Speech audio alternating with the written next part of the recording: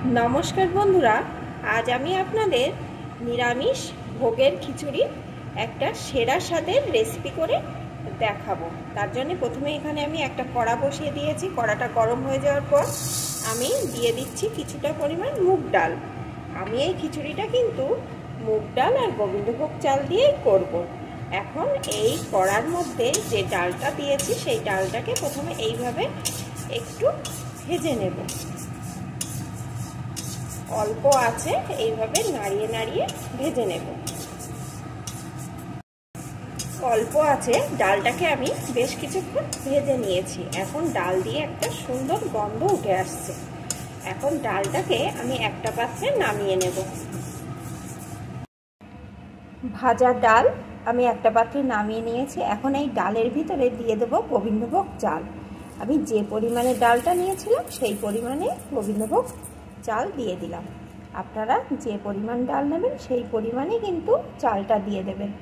এখন আমি এই চাল আর ডালটাকে ভালো করে 2-3 বার জল পাল্টে পাল্টে ধুয়ে নেব।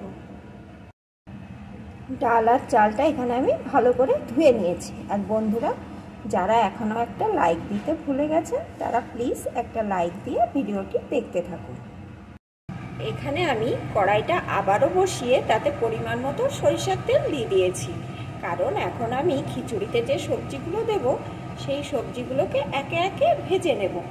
এখন তেলটা গরম হয়ে গেছে। এখন প্রথমে আমি এর ভিতরে দিয়ে দেব একটা আলুকে অর্ধেক করে কেটে রেখেছিলাম সেই আলুটা।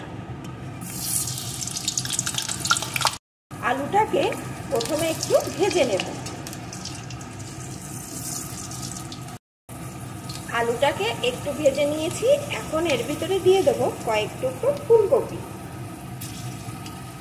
ফুলকপিটা কিন্তু কেটে আমি আগে থাকতে একটু গরম জলে ভিজিয়ে রেখেছিলাম, কারণ ফুলকপির ভিতরে অনেক সময় দেখা যায় ছোট ছোট পোকা থাকে। গরম জলে ভিজিয়ে রাখলে কিন্তু সেই পোকাগুলো বেরিয়ে যায়। আরও ফুলকপির একটা গন্ধ থাকে, সেটাও অনেকখানি দূর হয়ে যায়।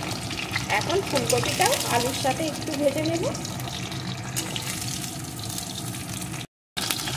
ফুলকপিটাও একটু ভেজে নিয়েছি। এখন এর ভিতরে দিয়ে দেবো কয়েক টুকরো গাজর। গাজরটাকেও একটু ভেজে নেব।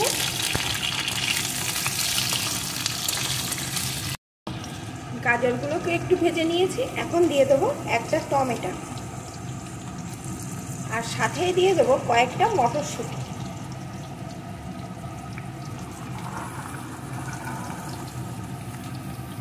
বন্ধুরা, আমি এই রকম সবজি খিচুড়িতে দেবো। আপনারা চাইলে আরও অন্য কিছুও দিতে পারেন।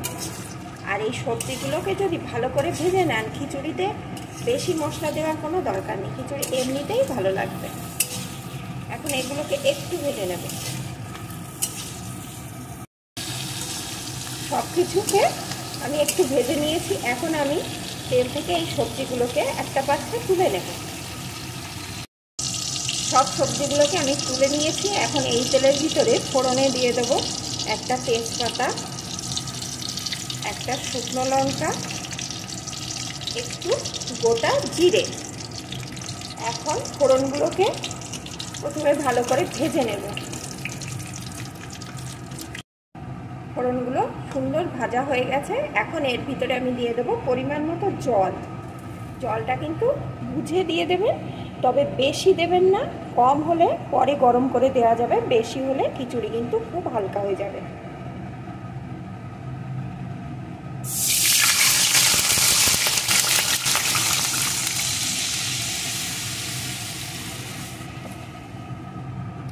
এখন জলটাকে আমি প্রথমে ফুটে ওঠা অবধি অপেক্ষা করব। জলটা এখানে আমার ফুটছে। এখন আমি ধুয়ে রাখা চাল ডালটা দিয়ে দেব।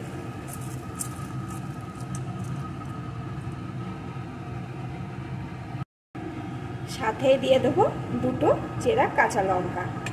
এখন বেশ কিছুক্ষণ জাল করে নেব।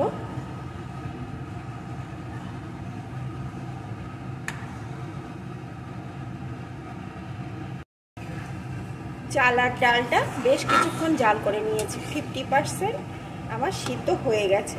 এখন আমি এর ভিতরে ভেজে রাখা সবজিগুলোকে দিয়ে দেব।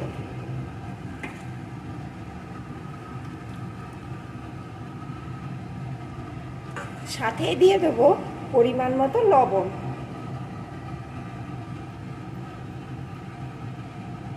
আর দিয়ে দেবো একটু হলুদ।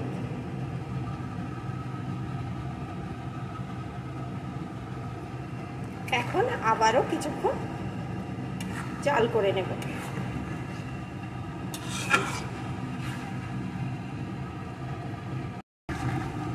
ভালো করে বেশ কিছুক্ষণ জাল করে নিয়েছি, আর মাঝে মাঝে কিন্তু আমি এইভাবে নাড়িয়েও দিয়েছি, না হলে কিন্তু নিচে লেগে যাবে।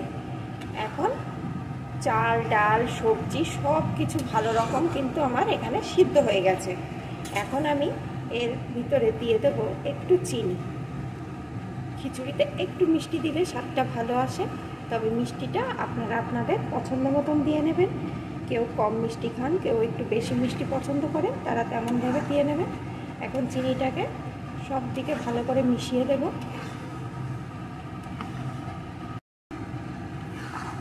ভালো করে মিশিয়ে দিয়েছি।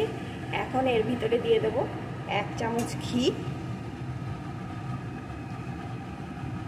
আর সব শেষে দিয়ে দেব একটা স্পেশাল ভাজা মশলা, যেটা আমি আগে থাকতেই তৈরি করে রেখেছিলাম।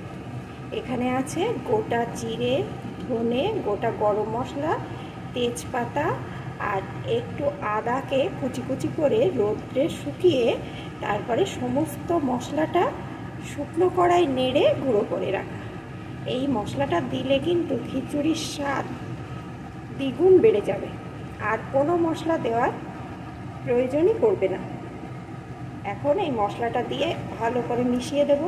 আর বন্ধুরা, এই মশলাটা দিয়ে কিন্তু আর বেশি জাল দেওয়া যাবে না, কারণ এই মশলার একটা সুন্দর গন্ধ আছে, সে গন্ধটা কিন্তু তাহলে থাকবে না। এই মশলাটা দিয়েই আমি গ্যাসটা অফ করে দেব। তাহলে বন্ধুরা, আমার এই রেসিপিটি আপনাদের কেমন লাগলো? আপনারা কিন্তু নিরামিষের দিনে কিংবা ঠাকুরের ভোগে এইভাবে খুব তাড়াতাড়ি একটা টেস্টি খিচুড়ি তৈরি করে নিতে পারেন, আর এটার স্বাদ কিন্তু একদম জিভে লেগে থাকবে। আর কোনো রকম ঝামেলা ছাড়াই এই খিচুড়িটা কিন্তু তাড়াতাড়ি তৈরি হয়ে যাবে।